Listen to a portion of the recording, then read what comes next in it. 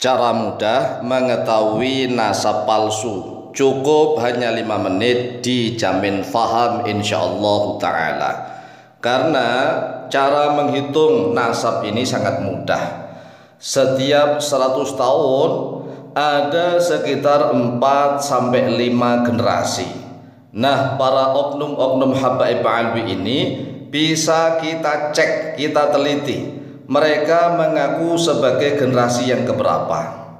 Ini rumus. Dalam setiap 100 tahun biasanya ada 4 atau 5 generasi. Setiap 100 tahun ya. Setiap 100 tahun ada 4 atau 5 generasi. Jika kita ambil yang sedikit, yaitu hanya 4 generasi saja, dengan asumsi masing-masing generasi punya anak pada usia 25 tahun. Karena biasanya orang menikah kalau laki-laki itu usianya 25 tahun. Sedangkan orang-orang zaman dahulu usia 17 tahun saja sudah menikah, walaupun laki-laki. Usia 17 tahun, usia 19 tahun, pokoknya sebelum usia 20 tahun orang zaman dahulu itu sudah terbiasa menikah. Sehingga kalau kita asumsikan bahwa pada usia 25 tahun seorang laki-laki punya anak, kemudian sampai saat ini sudah berada di tahun 1444 Hijriah atau 46. Nah, kita ambil saja yang genap, kita kurangi lagi, yaitu 1440 Hijriah. Maka minimal sudah ada 56 sampai 58 generasi. Jadi kalau misalnya nih ada oknum-oknum habaib mengaku sebagai dzurriyyah Nabi Muhammad SAW, maka kita lihat saja dia itu sebagai generasi yang keberapa. Kalau dia sebagai generasi yang ke-50 ke atas, nah ini mungkin agak mendekati valid, agak mendekati sahih. Tetapi kalau dia mengaku sebagai dzurriyyah Nabi Muhammad SAW di tahun 1440 Hijriah, ternyata di bawah 40, ini yang sangat memungkinkan untuk kepalsuan. Jadi mulai dari hijrahnya Rasulullah loh ya. Rasulullah hijrah itu sudah di atas 50 tahun. Sedangkan hijriyah itu diambil dari mulai hijrahnya Rasulullah SAW dari kota Makkah Al-Mukarramah menuju kota Madinah Al-Munawwarah. Dan Rasulullah tatkala hijrah sudah lebih usia 50 tahun. Rasulullah SAW sudah memiliki banyak anak. Nah, mulai dari hijrahnya Rasulullah SAW sampai saat ini, ya kita kurangi menjadi 1440 Hijriah saja.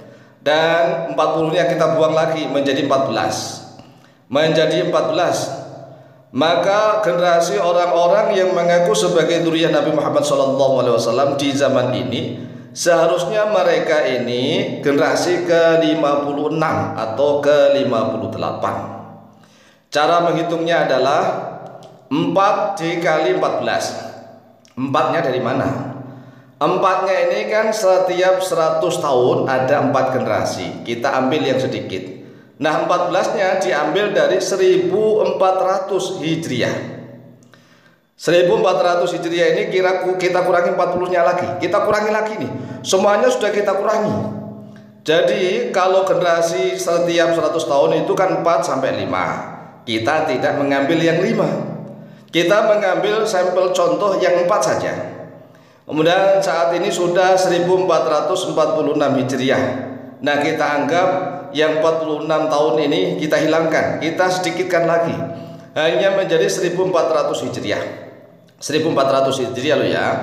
Karena yang akan kita jadikan sampel ini kan seperti Habib Lutfi, kemudian Habib Rizik, Bahar bin Smith. Ini kan sudah usianya sudah melebihi 40 tahun, sehingga yang 46 tahun ini kita hilangkan. Kita cukup mengambil sampel 4 kali 14, yaitu 1400 Hijriah. Itu sama dengan 56. Atau misalnya jika kita ambil 3 generasi saja setiap 100 tahun.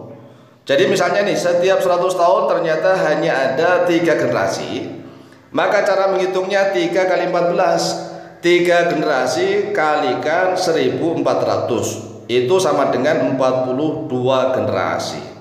Nah, kita lihat silsilah para habaib alwi di Indonesia. Bisa kita ketik di Google, misalnya nih, nasab Habib Lutfi. Ketik aja di Google. Di Google Habib Lutfi bin Yahya, ada tulisan nasabnya di jatman.org.id. Nah, nasabnya Habib Lutfi bin Yahya Pekalongan, beliau ternyata dicatat sebagai dzurriyyah yang ke-38 dari dzurriyyah Nabi Muhammad SAW. Ini jelas palsu, ini jelas bohong dan pembodohan kepada umat Islam yang ada di Indonesia. Kemudian kita ambil lagi sampel yang kedua, yaitu nasabnya Habib Rizik Syihab. Sudah ada di Google, cari aja di websitenya FPI. Di FPI atau di mana-mana lah, ketik aja begini kata kuncinya, nasab Habib Rizik Syihab. Nanti akan muncul bahwa Habib Rizik Syihab itu nasabnya yang ke-39. Jadi tidak sampai ke 40. Ya. Nah, kalau enggak sampai 40 ini jelas bohong. Nah, kita ngambil sampel yang 3 generasi setiap 100 tahun saja. 3 kali 4 sudah ada 42 generasi. Coba kita bayangkan. Nah, kalau Habib Bahar, nasabnya Habib Bahar bin Smith, itu justru nasab ke berapa? Nasab kebingungan.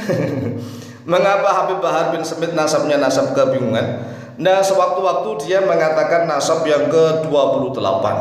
Sewaktu-waktu dia mengatakan nasab yang ke-29, ke-34, ketiga ini kan ngawur pokoknya. Makanya kalau ditanya Habib Bahar bin Smith itu nasab yang keberapa, jawab saja nasab yang kebingungan. Jadi yang kebingungan. Ini semuanya adalah cara kita mengetahui nasab itu valid, sahih, ataukah nasab itu palsu. Jadi caranya cukup mudah, Jadi kalau kita ngambil sampel setiap 100 tahun cuma 3 generasi itu jarang sekali. Sulit. Itu ada sudah 42 generasi, sedangkan para oknum-oknum habaib alwi di Indonesia ini tercatat mereka tidak ada yang nasab sampai ke 40 dari generasi Nabi Muhammad SAW. Ini jelas cara mudah kita mengetahui nasab palsu orang-orang yang mengaku sebagai dzurriyyahnya Nabi Muhammad SAW. Demikian, semoga manfaat dan barakah fid din wa dunya wal akhirah. Lebih dan kurangnya mohon maaf. Wallahu taala a'lam bishawab.